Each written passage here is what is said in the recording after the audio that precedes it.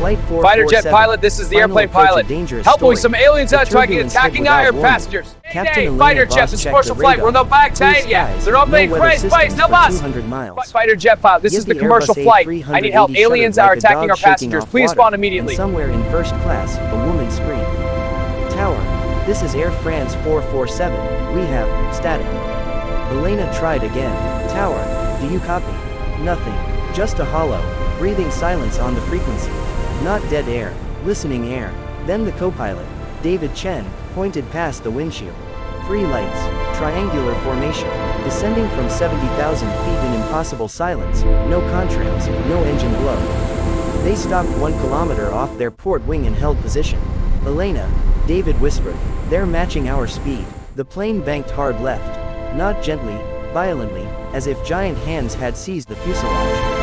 Passengers slammed against their seats. Oxygen masks deployed. In the cabin, someone started praying in Arabic. Mayday, Mayday, any station, this is. The middle light pulsed. Every electronic system died. The cockpit went dark except for the impossible glow outside. Blue-white, sickening, casting shadows that moved wrong, stretching in directions that defied the light source. Elena felt her teeth vibrate. Her fillings ached. In her headset, she heard frequencies that human ears shouldn't process, sounds like whales singing in metal tunnels, like mathematics screaming.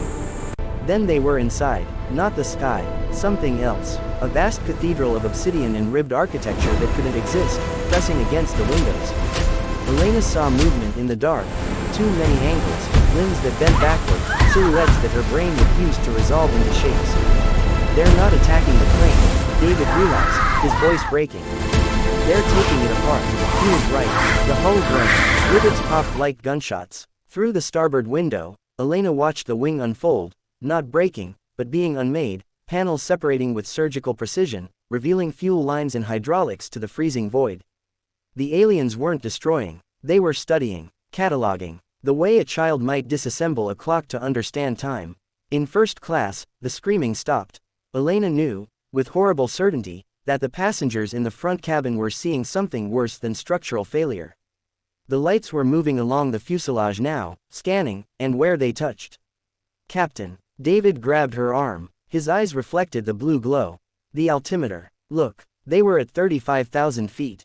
Then 40,000. Then 50,000, climbing impossibly without engine power, without wings that were still attached, somehow rising through the architecture of the impossible place while the hull sang with stresses that should have shattered it.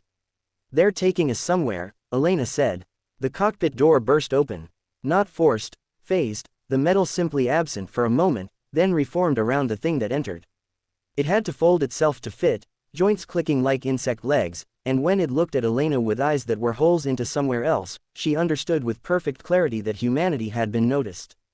Not as enemies, not as prey, as raw material. David reached for the fire extinguisher, ridiculous, desperate, human, and the creature tilted its head with what might have been curiosity. Then it extended one appendage, and David unraveled. Not violently, methodically. His uniform emptied, his wedding ring clattering to the deck, his scream continuing from somewhere that wasn't his throat anymore. Elena didn't reach for anything. She understood, in that moment, that survival wasn't an option. Only witness. The creature turned to her. Through the holes where eyes should be, she saw stars being born and dying. She saw the geometry of the place they were going, a world remade, harvested, processed into something that served appetites older than Earth's oceans. Why? She asked, not expecting an answer, just needing, in humanity's last moment, to ask. The creature didn't speak, but she felt it in her mind anyway, a sensation like drowning in cold honey, images forced into her consciousness. Flight. The first time. 1903. Kitty Hawk. The Wright brothers' 12 seconds that changed everything. And something watching from high atmosphere, patient, noting.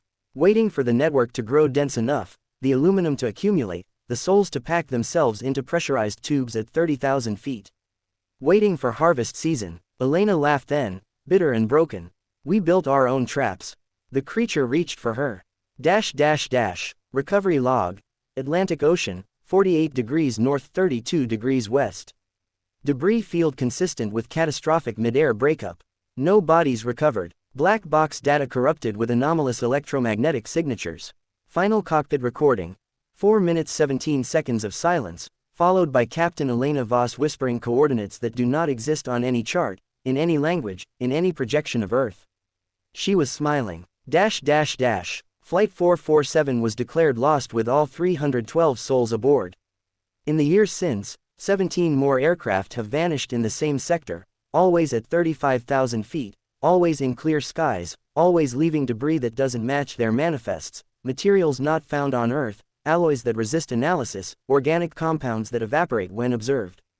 The official reports cite weather phenomena, microburst, clear air turbulence, but pilots know, in the quiet frequency, in the hours over an empty ocean, they hear it still, the breathing silence.